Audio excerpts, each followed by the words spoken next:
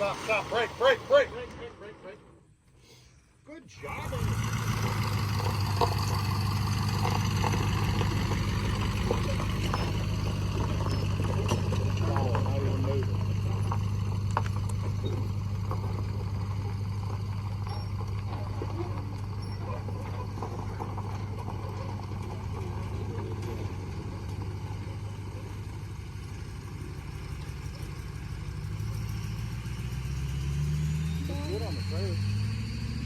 Our next project, 97 Firebird, has the V6. It's been sitting for about 20 years. So tried starting it. No, it's got issues. It's got lots of issues. So like the $500 Jeep, this is going to be, I would say, probably for one of the grandchildren. All the girls are getting close to turning 16, so you know what that means. So, yeah. Right now the battery's dead, waiting on that. But we got it to kind of sputter around a little bit, but only on ether. So we got fuel issues. It's never had spark plugs and all that kind of stuff done. I searched the internet, searched YouTube for good how-tos on plug replacement and things like that. There aren't any good ones. Maybe this will be garbage as well, but this will be a multi-part project. But come along with us and we'll try to get this fixed up.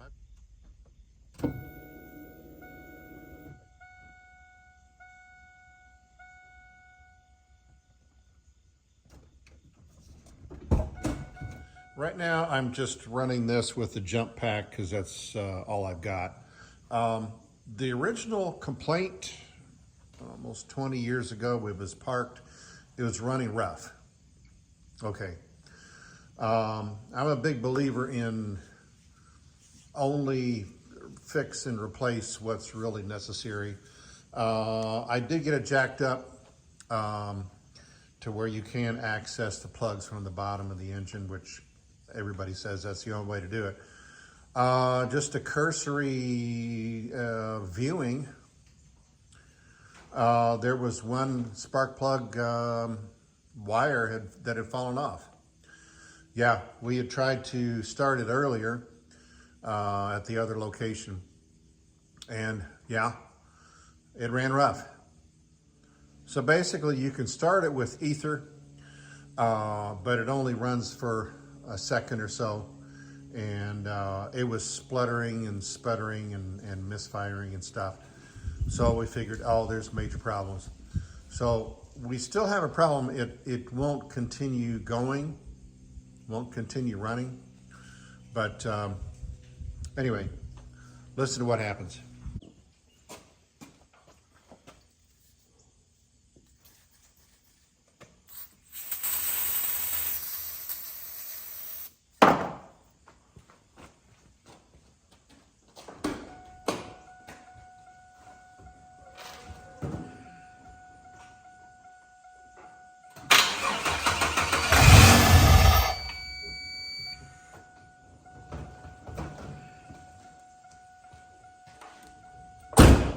So obviously it runs for a second, and it runs good for a second.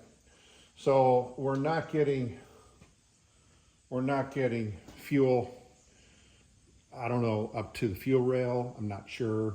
So we got to troubleshoot that. Okay, so we know the fuel pump is working. It took me forever to find it, but this is where the Schrader valve is. It's like a bicycle. It's really hard to get in here. Like an inner tube. Okay, we have fuel there. it did look like crappy fuel. So it is pumping up there, and tried it two or three different times and got it up to between 40, 45. And you do the release, and we're actually getting fuel out. I'm going to keep doing this a few times and see if we have any change.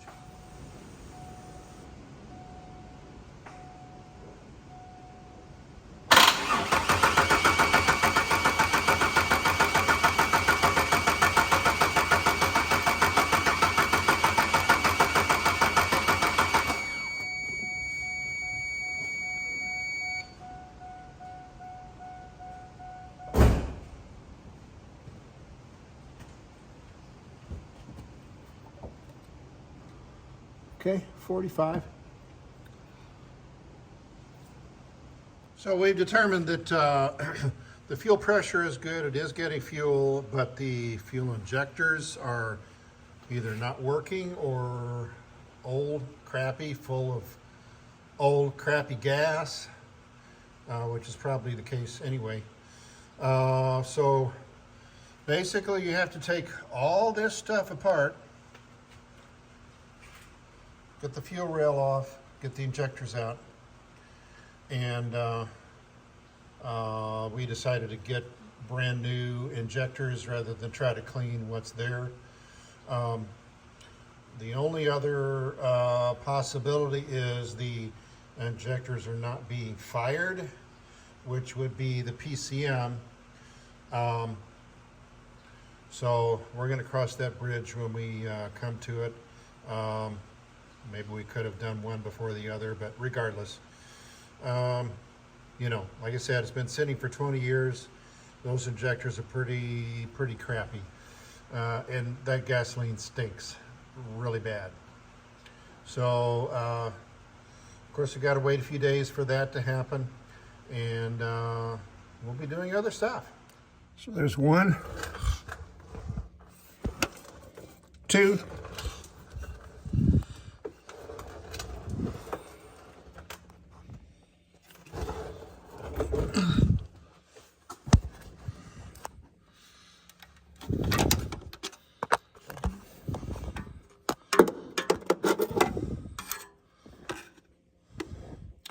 And 3.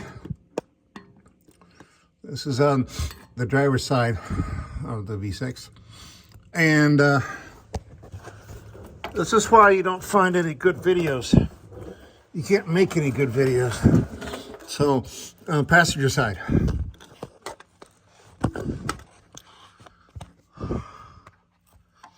It's 1.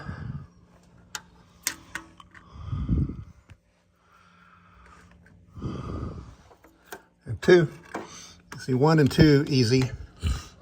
You can't see 3.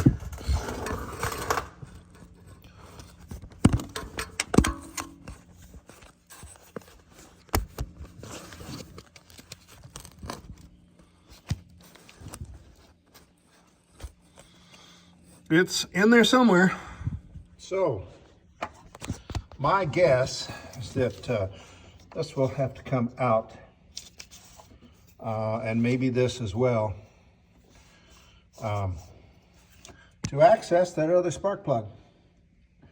Because maybe I can see the wire from here.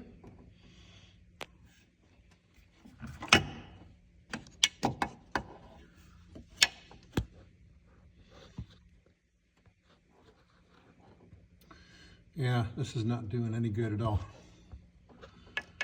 I might see it, but the camera won't. So I don't know whether you can see now, but this is the AC pump on the bottom and idler pulley. Got this loose. The AC pump may not be able to move any farther than that, just because of all the hoses and crap. But it looks like that last spark plug is right there. and can be accessed with small hands right here.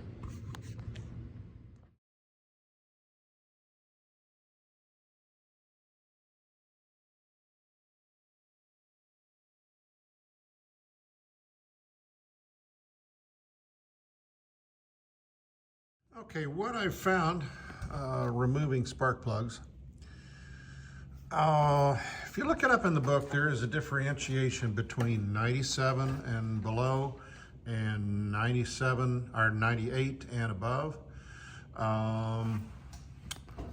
What I pulled out of there, 41-921, it's AC 41-921. Those are supposed to be for 98s and up. So I double checked, triple checked, VIN number, everything. This is actually a 97.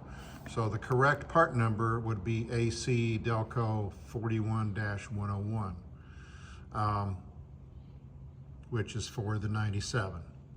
So just a word of warning, try to use OEM as much as you can. So I have 2 spark plugs replaced, and just for clarification, they're numbered 1, 2, 3, 4, 5, 6. I have done 2 from the top, 6 from the bottom. I couldn't really get a camera in there. It wasn't too difficult, really. From the bottom. The one in the middle, 4, that's gonna be, well, I've got trouble with my right shoulder, so I'm gonna have to get some help to do that, because you gotta squirm around and you might need smaller hands than what I've got. So got the 2 done, no problems. Got all this stuff back together. Replacing spark plugs wires one at a time. Careful to label properly. There are those plastic, like they're probably heat protection or something like that. Yeah, put those back on if you can. There's also some little plastic clippy things.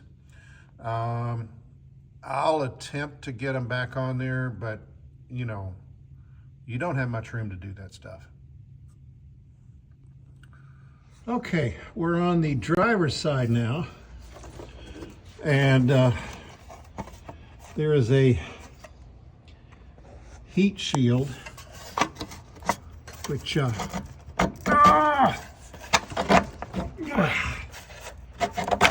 there we are. 1, 2, 3 fasteners,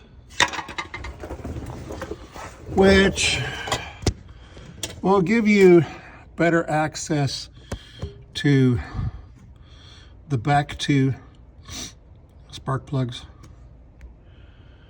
I've already got the back one replaced. Working on the middle one, I don't know how I'm going to access that. So, as I mentioned, that middle spark plug on the driver's side is going to be kind of difficult. This is what I use to get it out mostly. If you have a very short spark plug socket, you can loosen it, but if you get it too far, it's hard to get out. I would say loosen it with the socket in just a turn or 2, and then get that out and use, well, this is 5/8, but whatever the metric equivalent would be. This can get up onto the spark plug better.